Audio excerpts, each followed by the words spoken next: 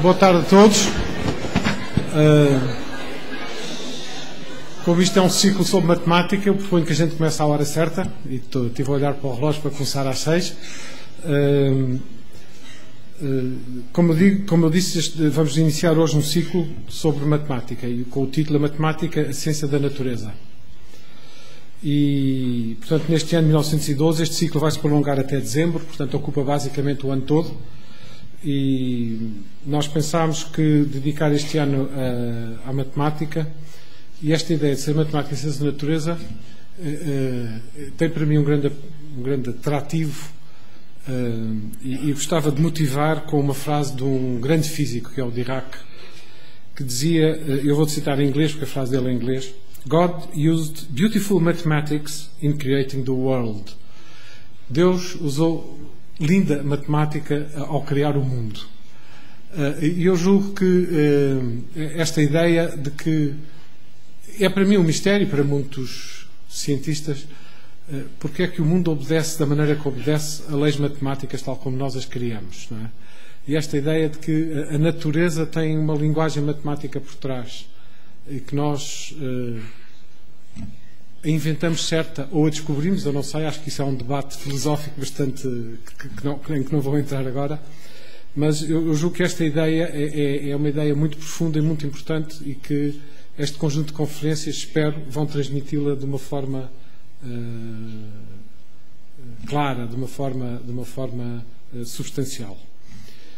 Portanto, iniciamos hoje este ciclo de conferências com uma conferência do professor Henrique Leitão, com o título A Matemática, a Ciência da Natureza.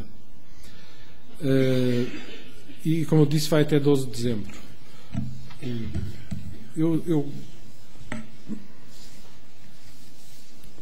queria, antes de passar à apresentação do professor Henrique Leitão, queria dar uma palavra de agradecimento ao professor Jorge Buesco, que participou juntamente com o professor João Caraça, a quem também eu agradeço, que esteve na origem deste ciclo. Teve um papel importante de mentor na montagem, na elaboração intelectual deste ciclo, e que aceitou também moderar as sessões no fim. No fim da conferência haverá uma perguntas e respostas, como é habitual, e o professor Jorge Buesco será o moderador, e, portanto, eu agradeço-lhe também essa boa vontade e esse esforço. Queria saudar agora todos aqueles que estão connosco aqui, todos aqueles que estão connosco através da videodifusão, isto está a ser transmitido em direto, e queria também saudar as escolas que estão aqui presentes hoje. A Escola Secundária Dom Manuel Martins, em Setúbal, a Escola Secundária do Lumiar, a Escola Secundária de Casquilhos, a Escola Secundária José Gomes Ferreira, o Externato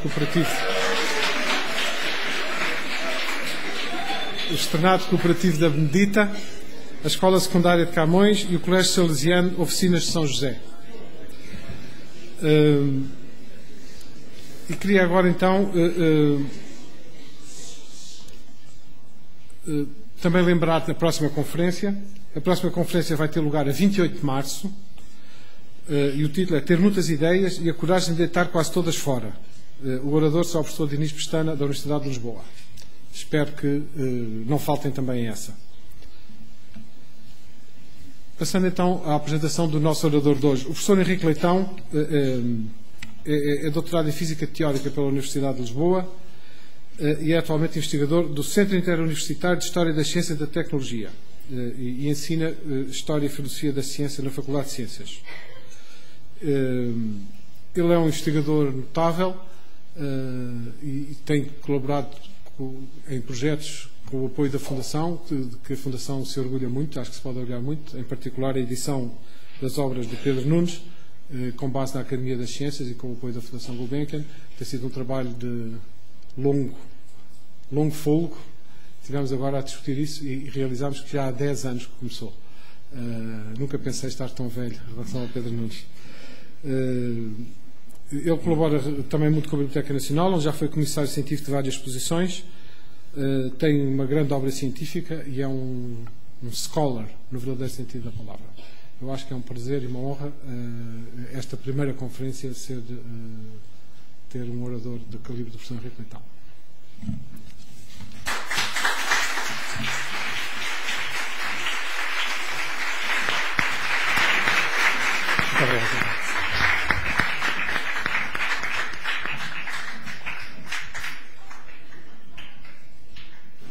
Bem, boa tarde a todos. O som está bom, não está? Está toda a gente a ouvir, não é? Bom, antes de mais nada, agradecer as palavras do professor Lucena e o convite para estar aqui, e também ao professor Jorge Buesco, de quem sou colega há anos demais do que quero dizer. É um grande prazer estar aqui, mas também é uma grande honra e uma grande responsabilidade, porque este ciclo é absolutamente extraordinário. E eu o que peço é, se essa conferência hoje não correr bem, não deixem de vir às outras, porque vão ser de certeza boas, não é? Mas eu não tinha combinado nada com o professor Lucena, mas as palavras com que começou são exatamente aquelas com que eu também quero começar. E para começar a falar, eu queria falar deste artigo e deste senhor. Eugene Wigner foi um dos maiores físicos do século XX.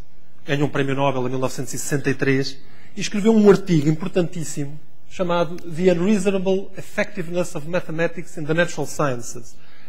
A não razoável, no sentido da estranha, eficácia da matemática nas ciências naturais.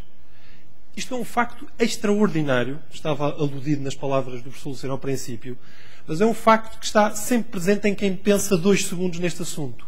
A matemática tem uma adequação espantosa para conhecer a natureza. Isto descobriu-se. Não foi de sempre assim, mas, digamos, no desenvolvimento da humanidade, descobriu-se a certa altura, foi-se descobrindo progressivamente. E hoje ninguém duvida. A razão por que isto é assim é um mistério enorme. Este artigo de Wigner deu uma discussão enorme, mas basicamente, 40 ou 50 anos depois de ele ter sido publicado, estamos mais ou menos no mesmo ponto. Não sabemos porque isto é assim, mas constatamos continuamente que o uso de técnicas matemáticas é a forma mais eficaz de conhecer a realidade. E por isso, o ciclo de conferências Matemática, a Ciência da Natureza, não podia ter um título mais apropriado, mas é um título de um facto que é surpreendente. Então, eu hoje vou só com um exemplo muito pequeno, um exemplo da projeção estereográfica, portanto, de uma técnica matemática, falar um pouco deste assunto, inaugurando as conferências, mas falar um pouco desta ciência da natureza.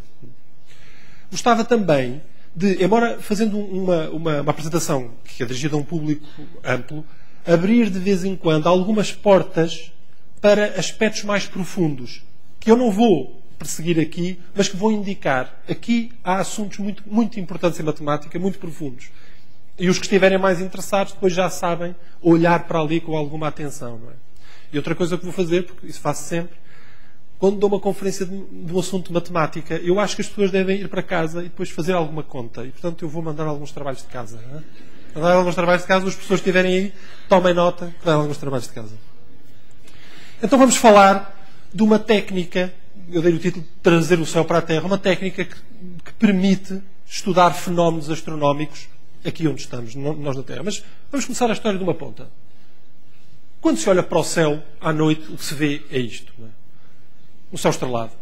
Isto vê-se, é conhecido há milhares de anos. Não é? Esta observação é absolutamente imemorial. Mas notem como é surpreendente que aquilo que foi uma observação de toda a humanidade durante milénios, hoje em dia é quase desconhecida para as pessoas. Nós vivemos nas cidades, há imensa poluição luminosa, não temos habitualmente esta visão. E, portanto, nós muitas vezes não nos damos conta de como as ciências evoluíram ou se desenvolveram, porque toda a gente via isto todas as noites. Não é? Toda a gente olhava, todas as noites via isto. A astronomia, o estudo dos astros, é o espetáculo mais público que existe. Bastava sair à rua e para ver. Hoje em dia já não é assim. Por isso, às vezes temos feito algum esforço, mas foi historicamente muito importante. Isto é o que se vê quando se olha para o céu. De facto, vê-se um bocadinho mais. Há mais objetos no céu. Aqui temos a Lua e temos ali 2 planetas. A observação dos céus motivou todo o tipo de considerações filosóficas, religiosas, artísticas, todo o tipo de considerações. E eu só para resumir, mas a riqueza do fenómeno é tão grande, para resumir eu gostava de vos apresentar isto. Não sei se alguém conhece isto, o disco de Nebra. É uma descoberta arqueológica extraordinária. Foi uma descoberta muito, muito polémica, feita em 1999. Enfim, está rodeada de muita discussão, mas hoje em dia as pessoas estão mais ou menos, concordam mais ou menos que o que temos diante de nós é talvez a primeira representação dos céus que se conhece. É um artefacto de 1600 a.C. E aqui temos. Mas isto são os artistas, os poetas, os filósofos a olhar para o céu.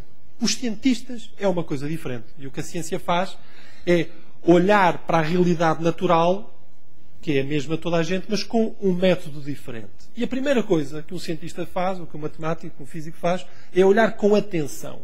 E quando se olha com atenção para o céu, começam-se a ver outras coisas. Por exemplo, vê-se que as estrelas rodam todas. Afinal, aquele céu que nós víamos e que parecia tudo estático, não está tudo estático. Basta a observação de algumas horas para se ver que há um movimento de rotação global nos céus. Aqui temos uma imagem em que tudo roda e roda em torno de um eixo que se chama o eixo do mundo, não é? Para as pessoas que estão no hemisfério do norte, aquele será a estrela polar. Está ali exageradíssima, com um efeito fotográfico, mas há ali um movimento de rotação. Esta é uma observação importante. Portanto, os céus rodam com um movimento global cada 24 horas. Nós sabemos hoje qual é a razão de ser. Não são os céus que rodam, é a Terra que tem um movimento de rotação. Mas vamos manter aquilo que é a observação direta, a primeira do olhar. Que tudo roda sem fazer a explicação mais moderna. De facto, isto é também o que explica os dias. O Sol. O Sol é apenas participante disto, e aqui temos a trajetória do Sol diante dos nossos olhos num dia. Bem, roda como todas as outras estrelas. Só que quando se olha com atenção mais, não só este movimento diurno de 24 horas que se vê, mas vê-se que há alguns objetos nos céus que têm eles próprios outros movimentos que se sobrepõem a estes. E os mais espetaculares são estes astros estranhos chamados planetas. O que torna os planetas, planeta é uma palavra que vem do grego, quer dizer astro vagabundo, planetes asteres. O que os torna tão espetaculares e diferentes é que têm este tipo de movimento. Isto chama-se uma retrogradação. Isto é Marte. Marte vai nesta direção, depois para, depois anda para trás, para outra vez e depois vai naquela direção. Todos os planetas exibem estas retrogradações, tirando a Lua e o Sol. Embora, habitualmente o que se vê, e esta fotografia é extraordinária, é isto. Sabem o que está ali? Ali está Saturno. Num momento de deslocação, não está a fazer uma retrogradação. Mas então vemos que, além destes movimentos diurno de 24 horas, depois há outros movimentos. E para estudar tudo isto, a única maneira que nós temos para estudar tudo isto é saber muito bem onde estas estrelas estão. Porque sabendo onde estas estrelas estão, nós conseguimos, contra o fundo das estrelas, medir os deslocamentos dos planetas e estudar. Explicar esta retrogradação, foi um dos maiores problemas da astronomia durante séculos. O cientista continua e o que é que faz? Depois de ter observado, o que faz é constrói um modelo mental que lhe permitirá estudar. E o modelo mental todos já ouviram nas aulas de estudo do meio, isso é o da abóbada celeste. Nós imaginamos que há uma abóbada por cima de nós, porque corresponde à observação simples, parece que há uma abóbada por cima de nós. Imaginamos que há uma abóbada onde estão incrustados todos os planetas e todos os astros. Não é? E, portanto, o que nós imaginamos é que existe isto, uma esfera celeste. Portanto, temos aqui, nós na Terra habitamos e em torno de nós existe uma esfera celeste. Esta esfera é puramente conceptual, como é óbvio, mas é muitíssimo útil, muitíssimo prática para se trabalhar. E como é que ela é constituída? É uma espécie de prolongamento conceptual da Terra, onde temos o polo norte da Terra, continua e definimos um polo norte celeste ali. O polo sul da Terra propaga-se e dá ali um polo sul celeste. O equador da Terra distende-se e define um equador celeste. E o mesmo para os meridianos e o mesmo para os paralelos. Toda a gente sabe isto, mas mesmo que eu não sabia, está a ver como é que conceptualmente este objeto, esfera celeste, é feito. Mas gostava de chamar a atenção. Temos um objeto conceptual. Não existe esfera celeste em lado nenhum, não é? É este objeto conceptual que vai ser a nossa construção matemática para estudar a realidade. E agora já começaram a ver. Nós inventamos estas coisas e inventando estas coisas, depois ficamos a saber mais sobre o mundo. É precisamente isto. E é precisamente isto que é o mistério, não é? Ora bem, se eu introduzi uma esfera, eu agora tenho que saber mais sobre a esfera. E aqui há um problema, porque a geometria antiga estudou sobretudo outro tipo de objetos. Estudou no plano, as figuras, depois estudou sólidos.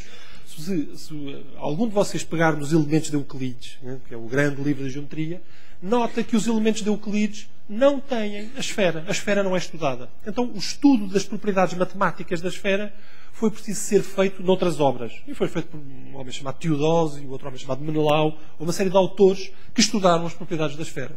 Mas introduziram alguns conceitos matemáticos que são absolutamente essenciais e eu vou aqui recapitular para quem não sabe.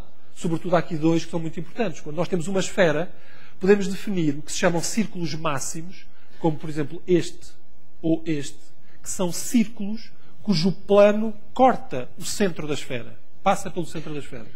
E depois temos círculos menores, como, por exemplo, este aqui ou este aqui. Na Terra, que é uma esfera, os meridianos e o Equador são círculos máximos. Mas os paralelos, tirando o Equador, não é? Mas os outros paralelos são círculos menores, não é? E depois é preciso provar algumas propriedades acerca disto. Mas, enfim, é preciso introduzir.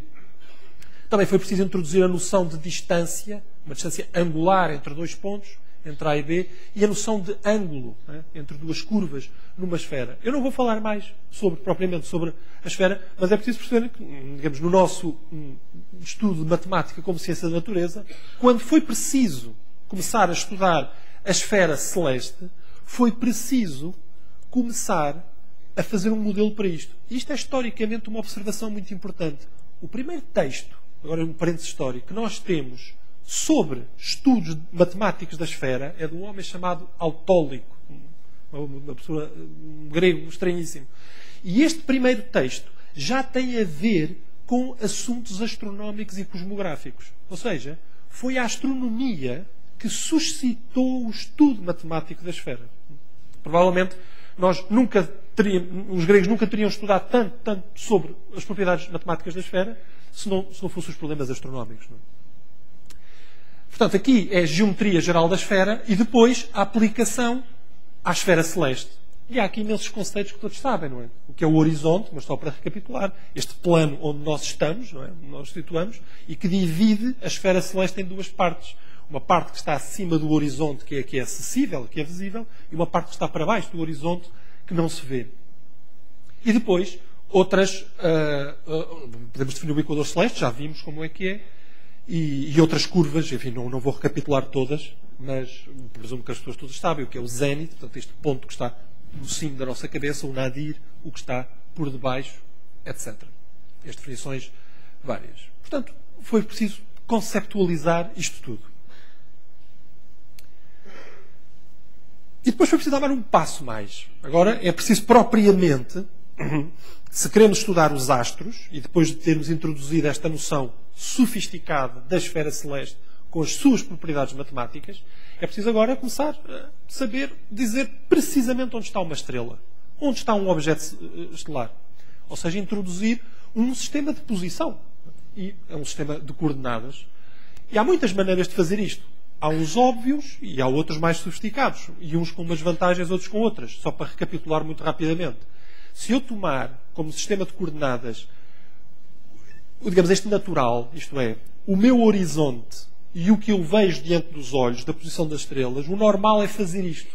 Eu tomo o horizonte como um plano.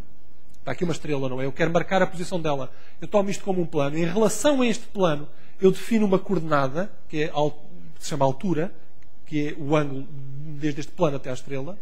E depois defino outra coordenada, que chama-se azimuth, neste caso, que é desde um ponto qualquer que eu escolho, habitualmente escolho-se o sul, desde o sul até à direção onde a estrela está. A direção onde a estrela está é o azimuth. Toda a gente entende isto, não é? É um bom sistema de coordenadas, é óbvio. Qual é o problema deste sistema de coordenadas? Tem vários problemas. Um é que se eu mudo de sítio, ele vai mudar. Não é? Portanto, se eu com as coordenadas altura e azimuth digo uma estrela, elas só são válidas para o sítio onde eu estou. Porque se eu mudo para outro sítio, o horizonte muda e as coordenadas são outras. Não é? Portanto, só vale para o sítio. E, olha, esse outro problema é que, como nós já vimos, as estrelas estão todas a rodar. E, portanto, a rodar e mexem-se. E, portanto, se mexem-se em relação à minha posição, elas estão a mudar. Então inventou-se outros sistemas absolutos, que não dependem do sítio onde eu estou, nem dependem propriamente do tempo. Então, o que é que se definem? Sistemas que são sistemas de coordenadas em relação à própria esfera celeste. E o que é que temos aqui? Temos o equador celeste, que é agora o plano que se toma de referência, e depois mete-se um ângulo, a estrela está ali, mete-se um ângulo em relação ao equador celeste, este ângulo delta, que se chama declinação, e mete-se também outro ângulo em relação a um ponto que se escolhe, habitualmente chamado ponto vernal, que se escolhe ali. Mas toda a gente já viu como isto funciona. Escolhe-se um plano de referência, uma das coordenadas é desvio em relação a esse plano de referência e outra é uma coordenada medida ao longo do plano de referência. Qual é a vantagem deste? Este é absoluto. Se eu dou as coordenadas de uma estrela neste sistema de referências, não interessa onde eu estou, não interessa a que horas estão, não interessa. A estrela está ali. Ok? Bem. E finalmente chegamos à projeção estereográfica. Tudo isto é muito interessante, mas tem um problema, digamos, de trabalho, que é o facto de estarmos a trabalhar com objetos que estão numa esfera, e nós, obviamente, o que trabalhamos é com folhas de papel. Nós temos em cima da mesa folhas de papel e livros. E queremos fazer contas, e queremos fazer teorias, e estudar matematicamente estes fenómenos que se passam numa esfera. Este é um problema antiquíssimo, que tem muitas manifestações. Como representar objetos que estão numa esfera, como representá-los num plano. É o problema da cartografia, como toda a gente sabe. Não é? Mas antes de se ter posto como um problema na cartografia, que é exatamente a estrutura do problema é a mesma, posto como um problema na astronomia. Os astrónomos, desde muito antes que nós saibamos, de que os cartógrafos tiveram este problema. Como é que eu hei de representar estes objetos todos numa folha de papel? Bem, uma ideia podia ser, vamos fazer uma projeção ortogonal. Quer dizer, as estrelas estão todas aqui por cima e vamos imaginar que as projetamos a direito. A direito. Do ar para a minha posição. Isto pode-se fazer e há algumas aplicações, por exemplo, em relógios de sol, em que isto se faz. Há uma coisa antiga, na antiguidade chamada analema, para quem sabe, que corresponde a uma projeção ortogonal, digamos, dos céus. Mas tem muitos inconvenientes e não serve para fazer boas contas por uma razão que vai ficar aparente à frente. Era preciso fazer, portanto, esta projeção de uma outra maneira. E a maneira que se inventou foi esta, da projeção estereográfica. O que é a projeção estereográfica? Imaginemos a nossa esfera celeste, ou uma esfera qualquer, agora vamos ser mais abstratos, uma esfera qualquer, e há um plano que se escolhe como um plano da projeção. E escolhe-se também uma origem para a projeção. Aqui, aquele ponto. Então, um ponto qualquer da esfera, o ponto P, é projetado no plano, naquele ponto P', desta maneira. Traça-se o segmento que vai da origem até ao ponto P e onde ele interceptar o plano. Essa é a projeção. Simplicíssimo, não é? Atenção agora, começa o trabalho de casa. Quais são as equações para isto? Isto é um problema muito interessante. Oi? Isto é um problema muito interessante e não é... Não digo para o terceiro ciclo, mas para os do secundário, portanto, os meus professores tomarem nota, determinar, dadas as coordenadas A, B, C, pequenas, do ponto P, determinar quais serão as coordenadas A, B, porque são só neste plano, deste ponto P'. E a resposta está aqui. Ok? Alguns de vocês estão assustados. Os matemáticos também às vezes se assustam. Quando os matemáticos se assustam, o que é que fazem? Vão de 3 dimensões para 2 dimensões. Então vamos para uma coisa mais simples. Vamos pensar, agora temos uma circunferência. Imagina uma circunferência. O trabalho de casa agora fica muito mais fácil. Imagina uma circunferência. Podem imaginar uma circunferência de raio 1, unitário. E agora a pergunta a que têm que responder, e esta acho que é um bom trabalho de casa para fazer, é, dado um ponto A de coordenadas, por exemplo, AB pequeno, qual será a coordenada X do ponto A' que corresponde à sua projeção? E eu já tive o cuidado de não pôr a resposta. Vocês não poderem aldrabar. Agora pode haver um de vocês que diga assim, bem, é fazer as contas. Eu vou dar 2 dicas para se fazer as contas. No fundo, para fazer isto só precisam saber 2 coisas. Como se escreve a equação de uma reta e como se escreve a equação de uma circunferência. E depois, aquele ponto é a interseção e depois aqui mais umas contas. Eu acho que toda a gente já consegue fazer. Pode haver um de vocês que seja mais preguiçoso, mas não menos esperto, e que diga assim, então, e se eu olhar para aqui com muito cuidado, com a solução das três dimensões, eu não consigo fazer a das duas? E consegue. Mas tem que ser com atenção. Bem, mas portanto eu não digo mais nada porque isto agora é trabalho de casa. A posição do plano ou a do ponto de origem é muito arbitrária. Quer dizer, nós vimos ali um plano de projeção que cortava o equador da esfera e a origem estava no sul. Mas pode também trabalhar-se com um ponto, o plano ser tangente ali ao norte e a origem ser ali, e então as equações são estas, ou o ponto ser o norte e o plano ser aqui no sul, tangente em baixo, e então as equações são estas e aqui. E se vocês repararem, são ligeiras variações, mas é mais do mesmo. Não é? E nada vai mudar. Ao longo desta conferência, eu vou umas vezes falar de projeção estereográfica assim, outras vezes assim, outras vezes como ao princípio, e não altera estruturalmente nada. Quando se vai fazer as contas, claro que altera. E vocês veem que há aqui ligeiras modificações nos sinais, etc. Mas o ponto central da projeção é este que estava a dizer. Não é? Projetar as coisas desta maneira. Porquê isto tudo?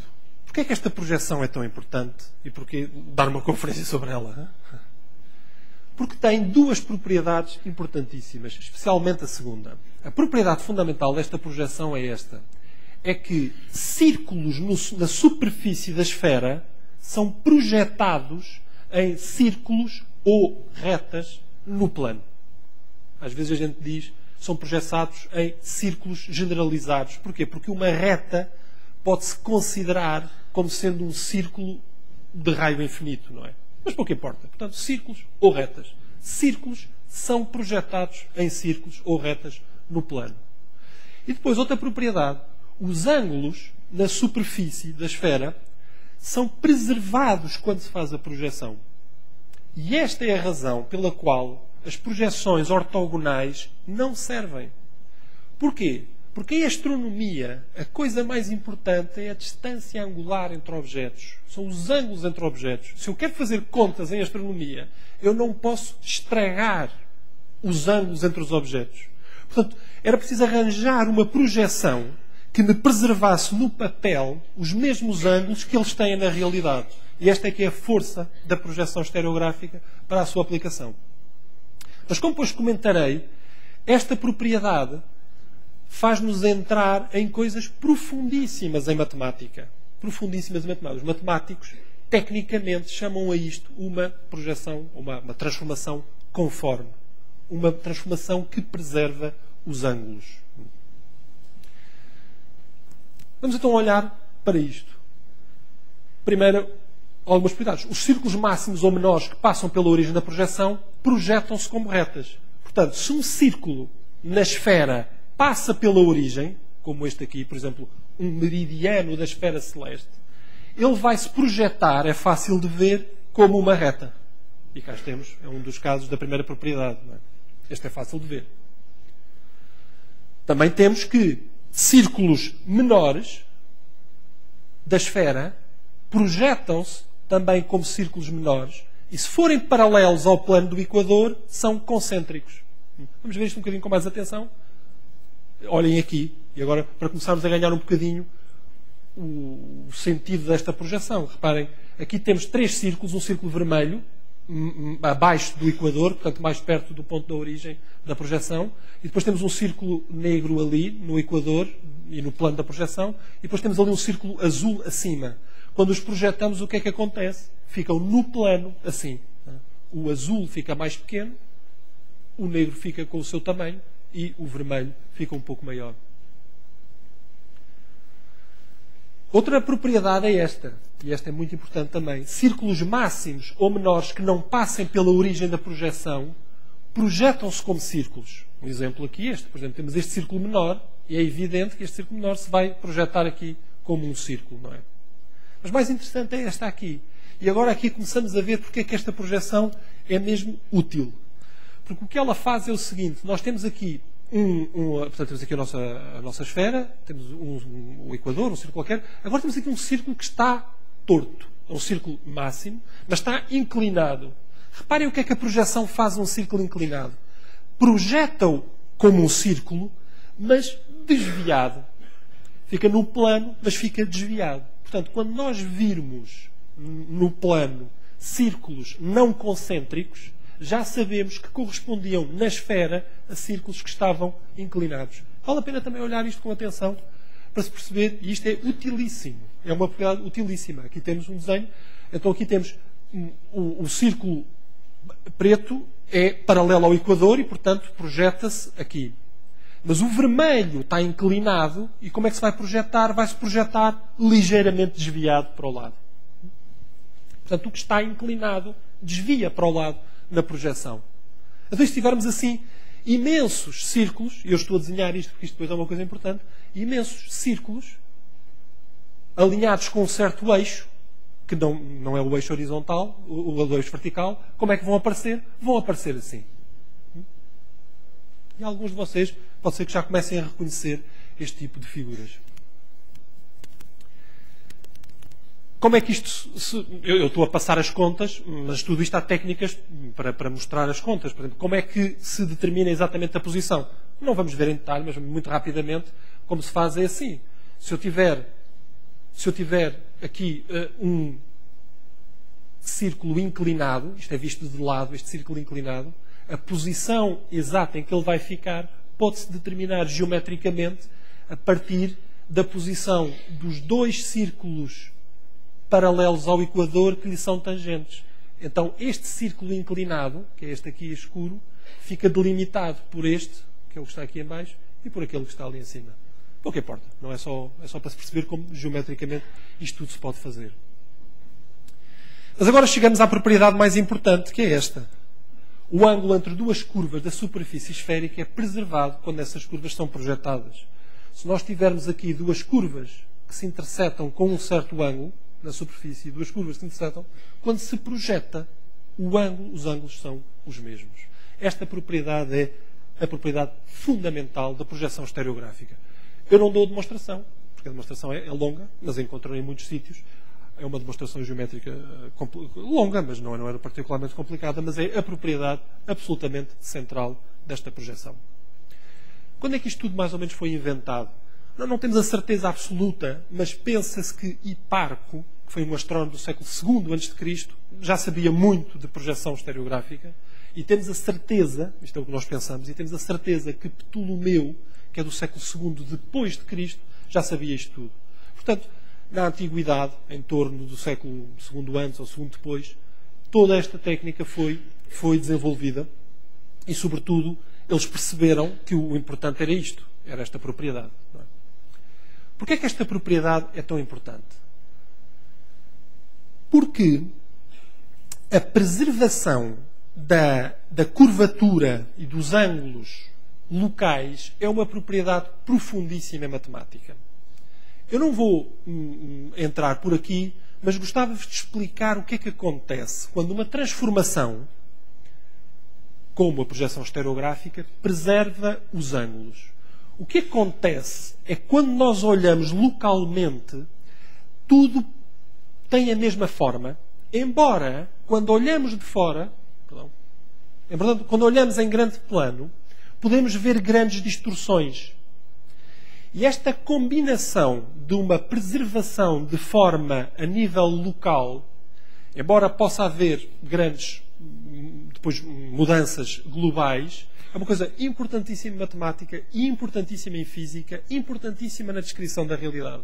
Por isso as transformações conformes são um capítulo gigantesco da matemática, com resultados profundíssimos, e são aplicações muitíssimo importantes em física também. E, se eu tiver tempo, mostro aqui um filme em que se vê exatamente o que é que uma transformação conforme faz. Reparem, só os ângulos é que são preservados. Portanto, estes ângulozinhos aqui de 90 graus, aqui mantêm-se ângulos de 90 graus. A estrutura toda muda. Por exemplo, a área não é preservada. Se eu tiver um certo objeto aqui com uma certa área, ele depois de ser mudado, a área não é preservada. Mas muitas vezes a área não é tão importante assim. É muito mais importante que os ângulos sejam mantidos. Bem, ninguém gosta de fazer contas. Nem vocês, nem ninguém à altura nenhuma. Então as pessoas começaram a pensar numa maneira de conseguir usar as vantagens todas da projeção estereográfica sem ter que fazer contas, numa máquina de calcular. E a máquina de calcular é esta. Chama-se astrolábio. Um astrolábio é um aparelho que materializa a projeção estereográfica. De facto, um astrolábio faz várias coisas. Porque é um objeto muito complicado. Eu não estou a falar daqueles que se vêem mais em Portugal, os astrolábios náuticos. Estes são instrumentos que fazem só uma coisa, que é medir um ângulo. Mas estes astrolábios antigos, chamados astrolábios planisféricos, ou astrolábios planos, fazem muitas coisas. E uma das coisas que fazem é permitem estudar os céus. Porquê? Porque tem incorporada, materializada no metal, uma projeção estereográfica. E vale a pena falar um bocadinho agora sobre isso. Da próxima vez que virem um astrolábio, já vão perceber muito mais. Então, o astrolábio tem várias peças, não é? E o que tem uma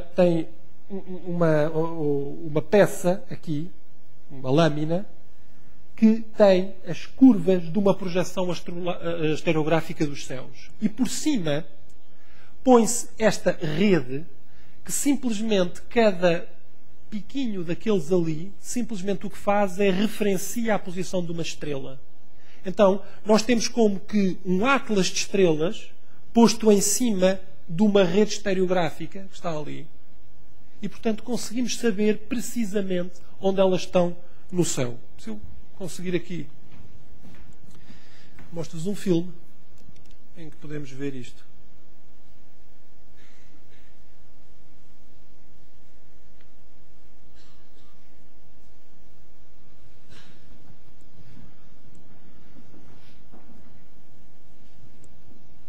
Entre as várias peças do astrolábio, temos esta. Isto é a parte de trás do astrolábio que eu não comentei, mas só para que saibam que tem várias coisas. E tem, digamos, uma alidade, que é este instrumento, para medir ângulos. E depois tem aqui umas gravações que permitem fazer vários cálculos. Mas isto é a parte de trás do astrolábio, que não é o que nos interessa hoje. A outra parte, o que tem, é precisamente isto. Recordem aquelas curvas que vos mostrei de projeção estereográfica das várias alturas, chamam-se almocântaras.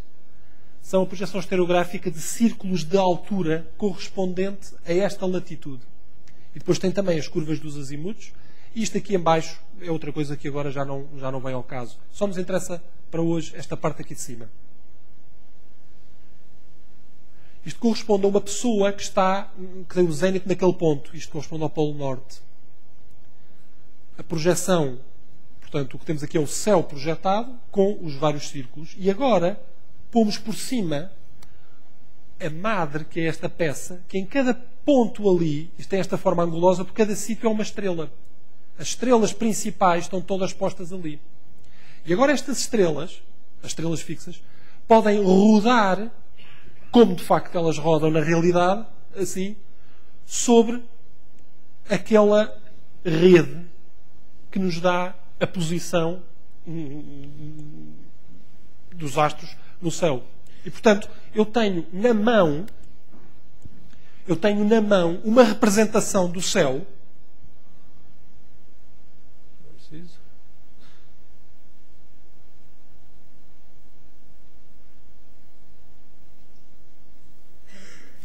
Eu tenho na mão uma representação do céu com todo o seu movimento. E com isto eu posso fazer imensas contas, imensos cálculos. O objetivo do astrolábio era precisamente esse, facilitar e permitir que não se faça cálculos. Mas o ponto que eu gostava de chamar a atenção, o que está lá dentro, é uma projeção estereográfica. Que está aqui. São os vários círculos. Agora, como vocês estão a ver, ou como se pensarem um bocadinho, cada uma destas lâminas funciona para uma latitude, porque corresponde a um certo zénite. E, portanto, é preciso ter uma coleção de lâminas para quando eu tenho diferentes latitudes. Então, um problema que se pôs, que isso é outra história, é como se pode fazer um astrolábio que não dependa da latitude? Como se pode fazer isto tudo? E houve várias soluções ao longo dos tempos. Vou explicar, isto é o que lá está.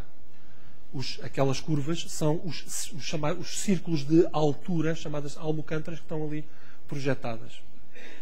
Bem, A projeção estereográfica tem mais aplicações. Tem aplicações, por exemplo, à cristalografia, que eu não vou perder muito mais tempo, mas gostava talvez de vos mostrar, e depois tem outras aplicações em matemática, mas gostava talvez de vos mostrar a mais importante, outra das grandes importantes aplicações, que é em cartografia. É um filme que demora cerca de 6, 7 minutos.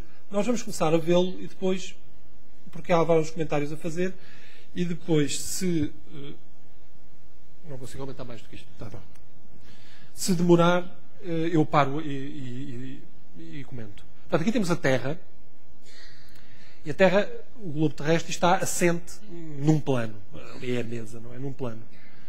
E vamos agora, neste filme, o que fazem é fazem demonstrações visuais de como funciona a projeção estereográfica. Vamos imaginar vários locais, por exemplo, Dakar, e como são projetados. A origem da projeção é o Polo Norte, e como está a ser projetado, são projetados assim. Toda a gente vê como eles estão. O plano está tangente ao Polo Sul.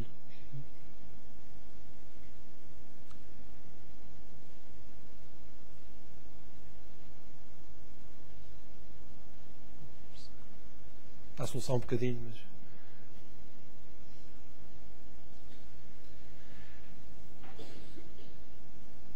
Como é fácil de ver, o ponto da origem da projeção é um ponto singular, porque a sua projeção estaria no infinito, não é? Portanto, este ponto não aparece na projeção, mas todos os outros podem-se projetar. E então, o que ele vai fazer agora aqui, mas ele está um bocadinho lento, não sei. Todos os outros projetam-se assim. Então vamos ver aqui a aparecer a projeção estereográfica do globo terrestre, feita a partir do Polo Norte. E o que é que nós vemos? Agora podemos ver o que é que realmente faz uma transformação conforme.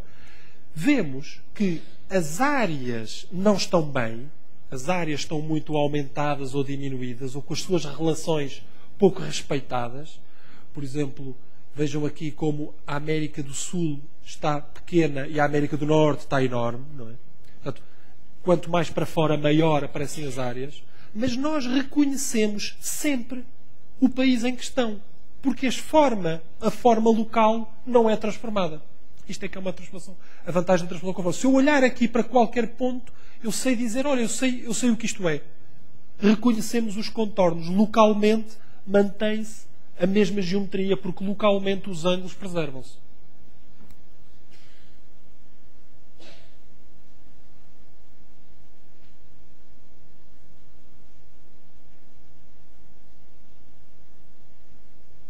Não vou talvez perder muito tempo mais.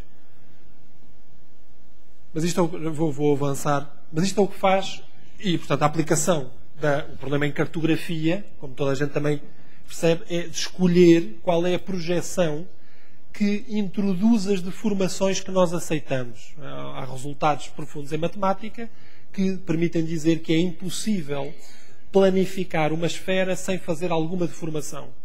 O que os cartógrafos fazem é escolher qual é a deformação que aceitam. Por exemplo, nós aqui dizemos os ângulos têm que vir iguais aos originais. Quanto às áreas, não me importo. Mas eu posso fazer ao contrário. Eu posso dizer as áreas têm que se preservar. Quanto aos ângulos, não me importo. E este tipo de escolhas são, digamos, as escolhas da cartografia, não é? Aqui o que ele está a fazer é o ponto da origem está a rodar, a Terra está a rodar e é sempre feita a projeção a partir daquele ponto. E, portanto, a origem da projeção está a mudar. Mas vamos avançar.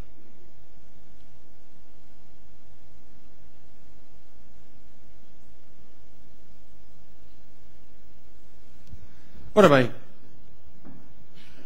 muitas vezes sucede em matemática uma ideia que foi desenvolvida para uma certa aplicação depois vir-se a revelar muito mais profunda do que nós imaginávamos e com muito mais implicações do que nós imaginávamos. Muitas vezes os matemáticos e os físicos dizem que as equações sabem mais do que nós, porque a equação tinha lá mais do que nós imaginávamos e depois se foi ver.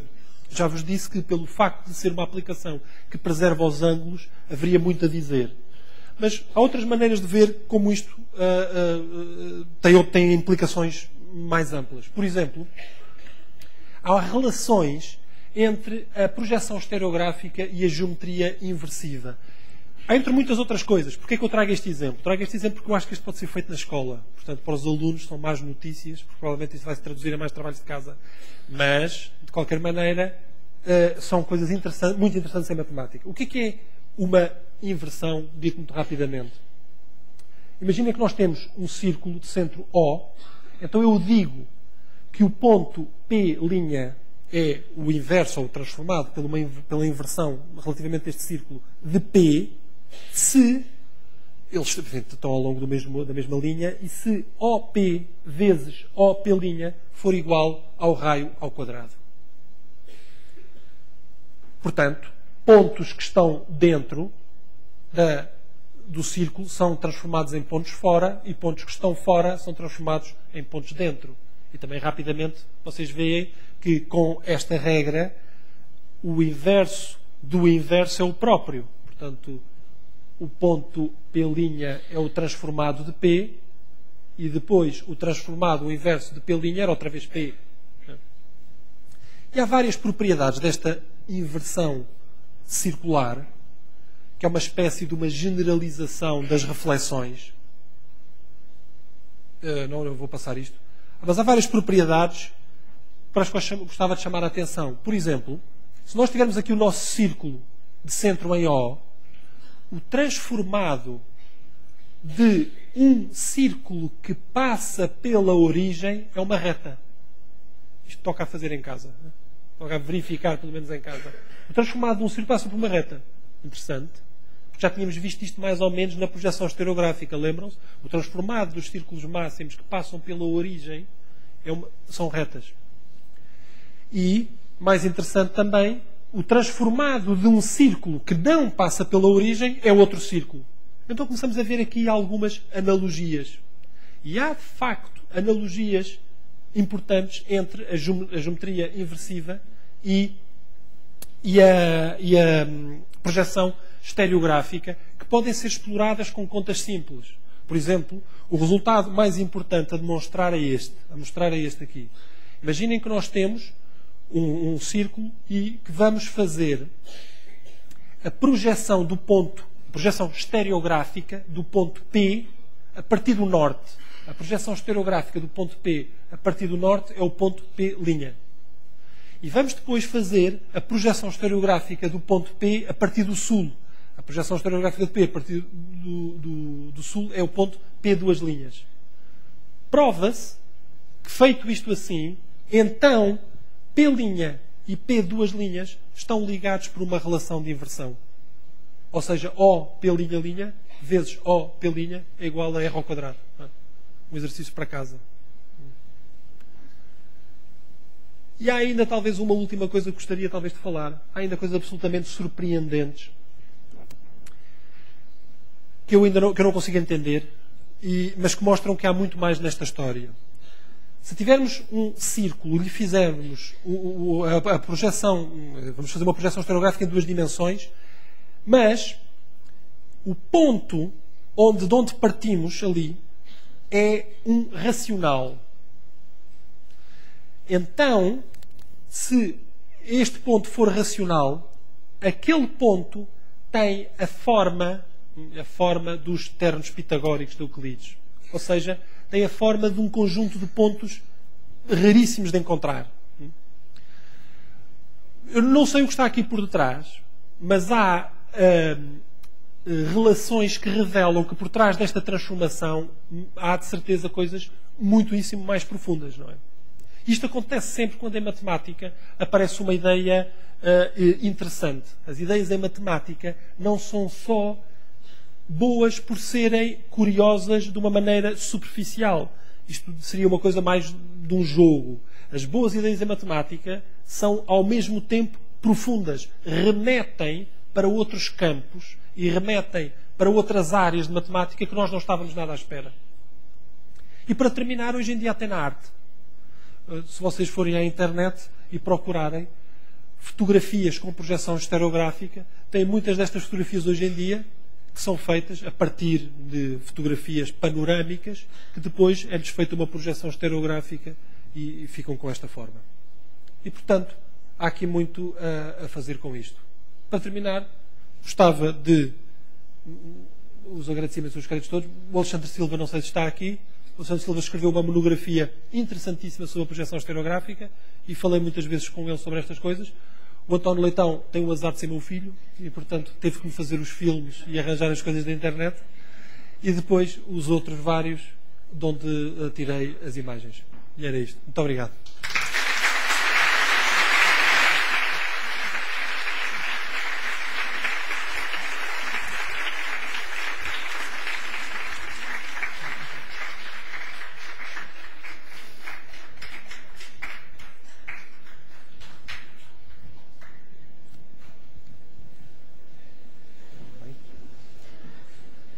Muito obrigado. Henrique. Queres que eu vá para aqui? Sim. Obrigado. Henrique, muito obrigado. Foi por esta extraordinária sessão. Ficámos, em primeiro lugar, a saber porque é que a matemática é, de facto, a ciência da natureza. Uma ideia tão simples como uma esfera imaginária pode ser, de facto, uma boa representação para o universo. E a forma matemática de compreender pode nos ajudar a perceber o universo. E pela exposição brilhante. Eu gostaria agora de abrir a sessão a um período de perguntas, para aproveitarmos a presença do professor Henrique Leitão. Gostaria, em particular, aproveitando a presença em massa das escolas, de motivar os mais novos a intervir, sendo que pediria também que as intervenções fossem, tanto quanto possível, breves e concisas. E pronto, abro então a sessão a perguntas, por favor. Sim, Miguel.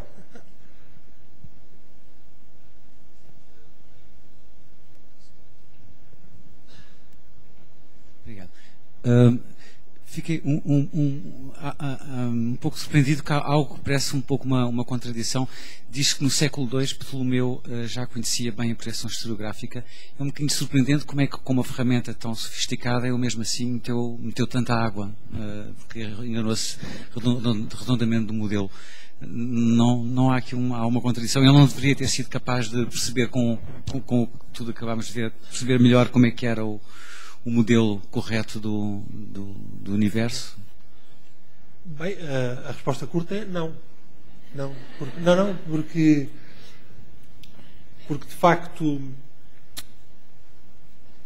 as descrições matemáticas de Ptolomeu para o movimento dos astros são excepcionalmente boas. As pessoas têm a ideia de que são más, que são grosseiras. Não são. São muito boas. E, portanto, são tão boas que os seus modelos matemáticos vigoraram durante 1500 anos. E não foi porque fosse uma certa inércia. Foi também alguma inércia, mas a inércia vem do sucesso. Portanto, o que acontece depois no século XVI é de outra ordem de ideias, conseguir alterar.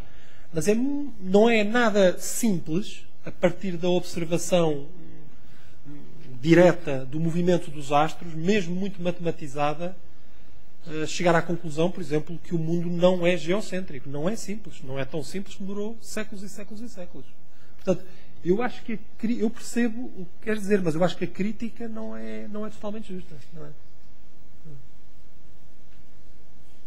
Sim, mais perguntas, por favor? Sim?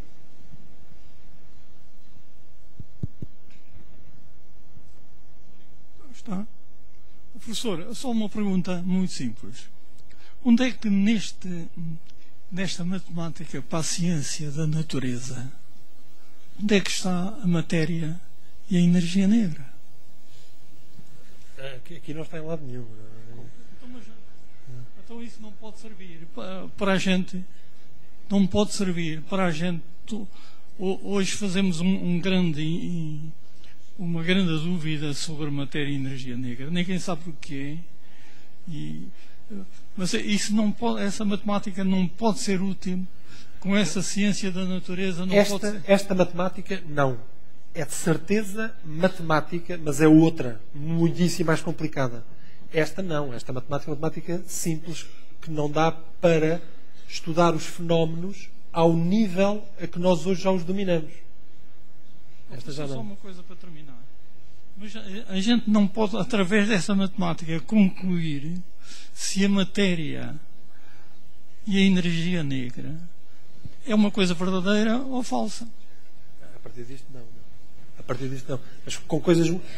O que não temos, este é um ponto importante, o que não temos é dúvidas nenhumas de que será com uma abordagem matemática que havemos de compreender esse problema de que fala, da matéria e energia negra, que não tem nada a ver com isto. Mas este ponto é que é importante, é que não temos dúvidas de que, quando os estudarmos e os compreendermos melhor matematicamente, os conseguiremos explicar. Posso só talvez fazer uma pequeníssima contribuição enquanto esperamos pela próxima pergunta, que é precisamente, quer dizer, as coisas que foram expostas eram ferramentas técnicas matemáticas para estudar o universo há 2000 anos. A matéria e a energia negra são questões atuais. Portanto, obviamente, exigirão ferramentas matemáticas completamente diferentes. O professor Henrique Leitão concordará comigo que terão de ser ferramentas matemáticas, mas serão outras. Sim, por favor, mais perguntas? Sim.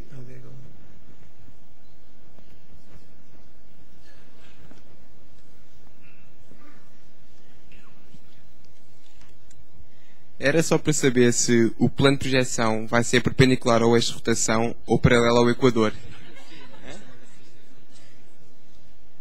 O plano de projeção... O plano de projeção podes pôr onde quiseres. Então, quer dizer, agora estás-te a referir na Terra?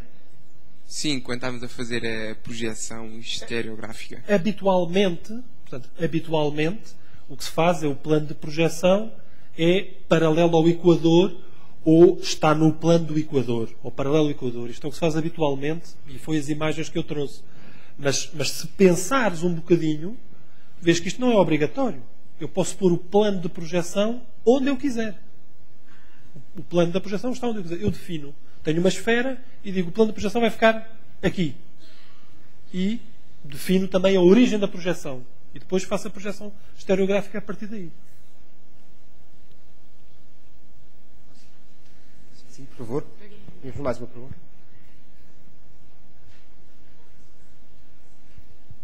Professor, nós trabalhamos na base 10, mas tanto quanto eu sei, se hoje fosse criada uma base de trabalho, não seria a base 10, cientificamente seria a base 12. É verdade? Não faço ideia. Os gregos trabalhavam na base 60. Trabalhavam no sistema sexagesimal. Não faço ideia. Não faço ideia. Eu tenho esta questão, desde que fiz o meu 7º ano do liceu em 65 ou 66, em que nós estudávamos as bases matemáticas e o meu professor dizia, se hoje fosse criada uma base matemática não seria a 10, era a 12. E nós obrigávamos a trabalhar muito na base 12. Mas porquê? Porque ele entendia que era a base 12, que era a base científica. Mais científica. O número de divisores, 4, 6, 4, 3, 2... Eu posso... O número de divisores pode ser importante. O número de divisores do número da base pode ser importante depois para os cálculos. E 12 tem muitos divisores inteiros, não é? Tem, não é? 6, 2, 4, 3. E o número de divisores depois pode ser importante quando se está a fazer contas. Essa é uma das vantagens, por exemplo, da base 60 e provavelmente é uma das vantagens da base 12, não é? A base 12, de facto, tem muitos divisores. O 12 tem muitos divisores. E muito menos que o da base 10, não é? Precisamente, do ponto de vista matemático, essa é uma das grandes vantagens da base 12 e da base 60 sobre a base 10. A razão pela qual eu vou pedir desculpa, mas vou repetir uma brincadeira que faço muito com os meus alunos do primeiro e do segundo ano, que é dizer que nós, em vez de usarmos base 10, que é um acidente da natureza, deveríamos usar base E. Ora bem, porquê é que nós usamos base 10? Porque quando aprendemos a contar, foi pelos dedos. E temos 10 dedos. Nós devíamos ter nascido com E dedos. E então, aí sim, trabalharíamos sempre com a base natural e esta questão já não se colocava. Pronto, acabou a piada. E podemos passar à próxima pergunta.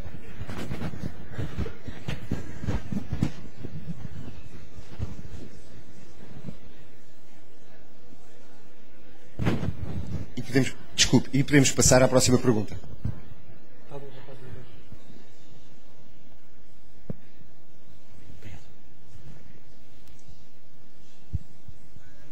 Portanto, eu estudo geometria descritiva e basicamente em geometria descritiva nós temos as projeções ortogonais, não é? Que foi precisamente aquilo que falou que não mantém os ângulos. Eu queria só confirmar que aqui na projeção estereográfica é uma projeção central. Não sei se... Não sei o que é uma projeção central. Uma projeção central, tá. Não sei. Acho que acabei de chumbar a geometria descritiva. Mas não sei o que é uma projeção, se me recordares. Pois, é... Não, a ideia que eu tinha era que de facto era mais ou menos uma... via-se de um ponto de vista e depois interceptava-se com um plano projetante mais abaixo as retas de... Sim, pode ser. Não sei, mas eu acho que... Eu não sei, a minha ignorância é total em geometria descritiva. Mas acho que deves confirmar isto com atenção. Se é. Sim. Claro.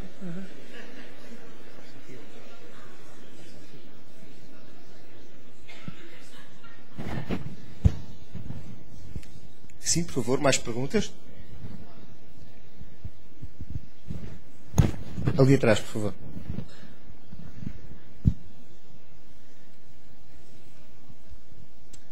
Boa tarde. Estava aqui a pensar em Pitágoras, na questão da referência à harmonia das esferas como a lei matemática por detrás da própria estrutura da criação. Então a pergunta que eu faço pensando nisso, e porque estamos a falar de esferas, é para si, ou seja, no entender... Se calhar isto é uma pergunta que não é só relacionada com a sua intervenção, é mais vasta, mas a matemática inspira-se na natureza ou a natureza é uma emanação de leis da matemática? Ou seja, é a natureza que se inspira na matemática ou é a matemática que se inspira na natureza? É uma pergunta interessantíssima e como sabe, de certeza, tem séculos. Não é? Tem séculos. Filosóficas, metafísicas e teológicas. Pois. Portanto, a pergunta é tão grande que eu não sei responder, eu não o comentarei, mas digo do ponto de vista autobiográfico, por muito desinteressante que seja, o facto de, a partir da natureza, nós estudarmos, quando a estudamos matematicamente, não só a entendermos mais, mas ficarmos da posse de objetos matemáticos que nos remetem para sítios onde nós nunca tínhamos pensado à partida. Esta foi das coisas que me levou pessoalmente mais a estudar ciência. Porque é absolutamente surpreendente. Nós começamos a estudar... Veja-se, percebe que há dois passos de surpresa. O facto de usarmos instrumentos matemáticos e eles se adequarem ao mundo natural já é de si uma grande surpresa e é fascinante. Mas que depois, o que aprendemos daí, as inspirações que nos vêm daí, as analogias que nos vêm, nos remetam para problemas e para técnicas matemáticas que nós nem imaginávamos à partida, ainda é uma surpresa maior. E este facto é extraordinário. E deste ponto de vista, a natureza funciona como fonte de inspiração para a matemática. E eu acho que isto é verdade, não é? Deste ponto de vista, ao estudarmos matematicamente a natureza, ficamos equipados com ideias, objetos matemáticos e noções que não tínhamos à partida, não é? Portanto, a natureza também funciona assim. Também funciona como inspiração para a matemática. É verdade que os matemáticos também, só pensando, elaboram muitos objetos. Mas eu, talvez porque na minha formação inicial foi em física, talvez por isso, gosto muito deste aspecto da natureza ser fonte de inspiração para progresso matemático, que de alguma maneira também sempre foi. Agora, o que vem antes, o que vem depois e qual a relação, não sei. Wigner, naquele artigo que eu comentei, mostrei ao princípio, ao defrontar-se com este assunto, mais ou menos conclui assim: isto é uma coisa que nós não entendemos, mas até tem graça que nós não entendamos. Mas até tem piada que no coração desta história esteja um mistério fantástico e temos é que trabalhá-lo e desfrutar do seu encanto. Não é? E eu acho que esta é a minha posição. O que o Wigner diz, de alguma maneira. Sim, por favor.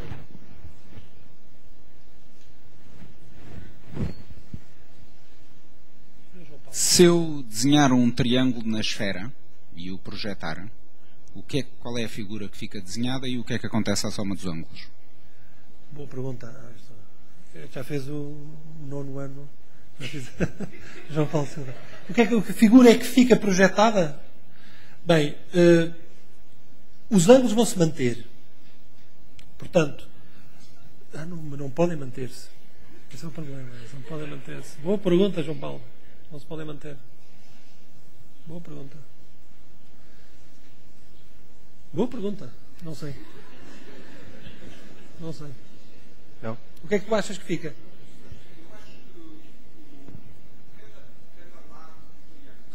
É um círculo? Em vez de ficar um triângulo, não fica um triângulo.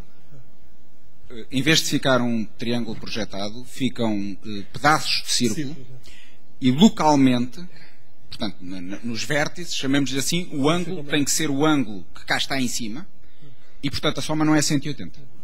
Mas não tenho a certeza. Toda a gente percebeu esta pergunta? Esta pergunta é muito interessante. Mas supõe uma série de coisas que eu não contei aqui e que o João Paulo Silva sabe e que não quis dizer às pessoas todas. Se nós tivermos um triângulo numa esfera, os triângulos na esfera, a soma dos ângulos internos não é 180 graus. Pode ser mais. E então a pergunta dele é, se eu tenho um triângulo na esfera e o projeto, primeiro, que figura é que fica? Porque a resposta de que fica um triângulo não pode ser. Estão a perceber? Porque os triângulos no plano obrigatoriamente têm que ser 180 graus. Portanto, é óbvio que não fica. Então, o que é que parece ser a resposta? Mas eu não tenho a certeza absoluta e o João Paulo também não tem a certeza absoluta, acho eu. A resposta, o que é que deve ser? Deve ficar uma figura de lados curvos, não é? Portanto, uma figura com 3 linhas que se unem de lados curvos e que, obviamente, tem que ter, porque esta é a propriedade da projeção estereográfica, que cada ângulo tem os ângulos originais, o valor original. Portanto, esta figura é uma figura estranha, é uma figura com 3 lados curvos e, portanto, a soma dos ângulos aqui não é os 180 graus. Isso é uma coisa deste género. Sim.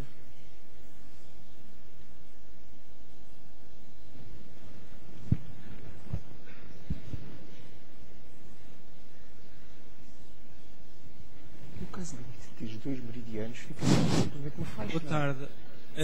A minha pergunta. Boa tarde. A minha pergunta é sobre o astrolábio que mostrou há bocado. Eu não fixei o nome do astrolábio, portanto não é igual aos astrolábios que nós vemos nos museus. Não, aos náuticos. Os astrolábios, aquilo é um astrolábio planisférico.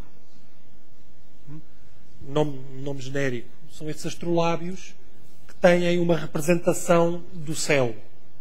Os astrolábios náuticos, que nós vemos muito em Portugal, só têm uma graduação.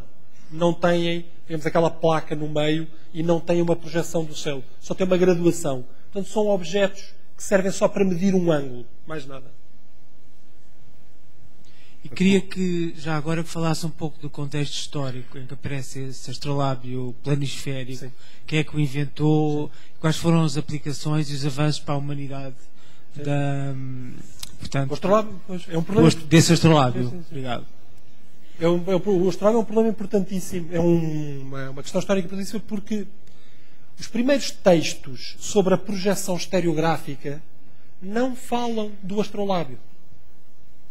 O texto mais importante que nós temos é de Ptolomeu, do século II depois de Cristo. Chama-se Planisfério. E é um texto só sobre as propriedades matemáticas. Mas ele não fala em nenhum objeto para fazer isto. Portanto, há uma grande discussão se já existiriam astrolábios ou não naquela altura. Porque se acha estranho que ele tenha só discutido as propriedades matemáticas e depois não tenha comentado o objeto. Por outro lado, há outros autores que dizem que já haveria astrolábios e que ele teria querido fazer apenas um texto matemático. Mas sobre isto não há certeza. Ou seja, não há certeza se em torno do século I já existiriam ou não astrolábios. Podem encontrar as duas opiniões. O primeiro texto que nós temos sobre astrolábios é do século VI. Um homem chamado Ioannis Philoponus, que no século VI tem um texto em que já fala do instrumento em si. Portanto, no século VI já existia o instrumento. O primeiro exemplar físico real que nós temos é do século IX. Um astrolábio árabe do século IX.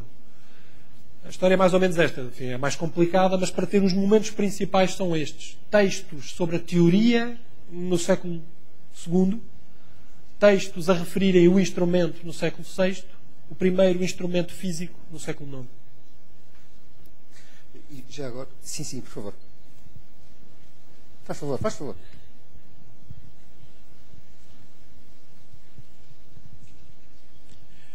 Boa tarde. Peço desculpa voltar à projeção levantada por outro ouvinte. Agora estive a pensar e discordo um pouco. Porque um triângulo numa esfera não é uma reta. É uma curva. Portanto, uma curva é projetada numa reta. E vice-versa. Uma curva, segundo disse... Só se passar pela origem da projeção. Só se passar ou pelo Polo Norte ou pelo Polo Sul, para dizer assim. Então, e se passar uma curva qualquer? Não. É uma curva qualquer, um círculo qualquer é projetado num círculo. Mas se passar pela origem, então é uma reta. Sim. Portanto, um triângulo é projetado... Um triângulo curvo numa esfera, sim, é projetado com um triângulo curvo no plano. É isso que estávamos a dizer há pouco. Um triângulo numa esfera é projetado numa figura de 3 lados curvos no plano. Portanto, mantém os ângulos. Mantém os ângulos. Mantendo a soma dos ângulos. Cada ângulo é assim. Muito bem. Obrigado. Muito bem. Eu vou então, dado o adiantado da hora, dar espaço a mais 2 perguntas breves, por favor. Portanto... Não é uma pergunta, é só para dizer que me parece que portanto, pode haver 2 círculos máximos que passam do tal triângulo, não é? Que passam na projeção. Portanto, o triângulo pode ter no máximo 2 segmentos acumulados. E o terceiro é sempre um bocado de uma circunferência. Um arco de circunferência. Julgo eu que deve ser assim, não é? Agora, 3 segmentos do plano é que nunca pode dar, porque nunca há 3 círculos máximos que façam um triângulo na esfera e que passem todos no mesmo polo. Perceberam esta observação? Eu posso fazer um triângulo com 2 meridianos, mas depois, na esfera, com 2 meridianos, só que o terceiro lado já não vai poder ser um meridiano, mas 2 lados podem ser meridianos, ok? Este triângulo, quando se projeta, vai ter 2 retas. Porque os meridianos projetam-se em retas. Só que o terceiro lado vai ser curvo. Portanto, na melhor das hipóteses, um triângulo esférico, na melhor das hipóteses, tem 2 lados retos e um lado curvo. Muito obrigado. Muito obrigado, Professor Eduardo Veloso. Bom, então eu abro a última intervenção da tarde, por favor. Não temos última intervenção. Então a minha última intervenção vai ser minha e vai ser precisamente para solicitar mais uma vez o agradecimento ao professor Henrique Leitão. Muito obrigado.